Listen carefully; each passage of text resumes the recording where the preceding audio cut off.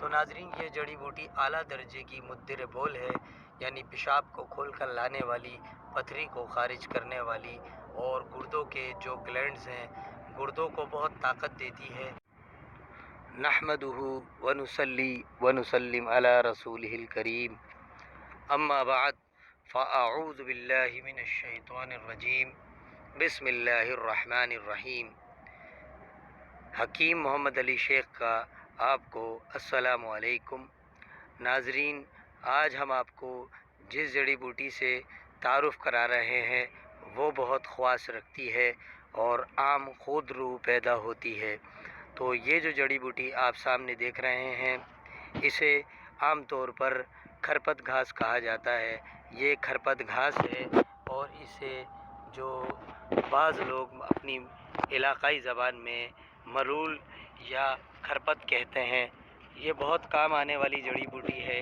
بکریاں اسے اکثر استعمال کرتی ہیں اور اس سے فائدہ اٹھاتی ہیں، مگر ہم انسان اس کے فوائد سے ناواقف ہیں اور جڑی بوٹیوں سے دوری کی وجہ سے مختلف امراض میں پھنسے ہوئے ہیں۔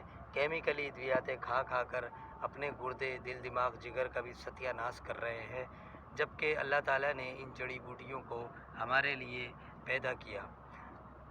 تو ناظرین، یہ جڑی بوٹی آپ اس کی شناخت کر لیں۔ اس کے اوپر اس طرح کے پھول ہوتے ہیں اور اسی طرح کے اس میں سائیڈ میں گرین کلر کے سبز پتے ہوتے ہیں۔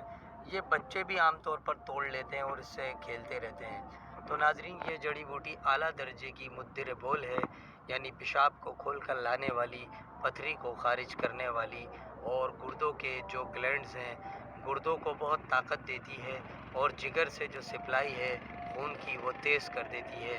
لیکن ہم کس طرح جانیں کہ اس کے فوائد جو ہے انسانی جسم کے لیے اتنے مفید ہیں؟ تو ناظرین آپ چاہیں تو اسے توڑ کر اسے سائے میں خشک کر کے اس کا استعمال بھی کر سکتے ہیں۔ اگر کوئی شخص ڈرتا ہے کہ بھئی اسے کیسے استعمال کریں تو ایک آسان اور بیرونی طریقہ بھی ہے۔ اسے آپ پانی میں ابال لیں۔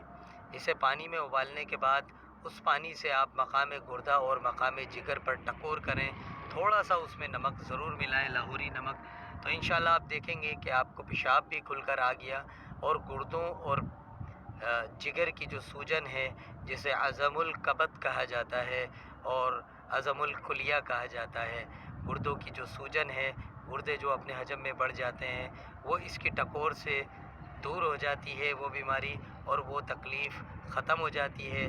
آپ چاہیں تو اس کا استعمال کر کے دیکھ سکتے ہیں، آزمائش شرط ہے۔ تو ناظرین یہ تھا مختصر سا تعارف۔ حکیم علی کو اجازت دیں، انشاءاللہ العزیز پھر کسی نئی جڑی بوٹی کے ساتھ حاضر خدمت ہوں گے۔ فی امان اللہ، اللہ حافظ۔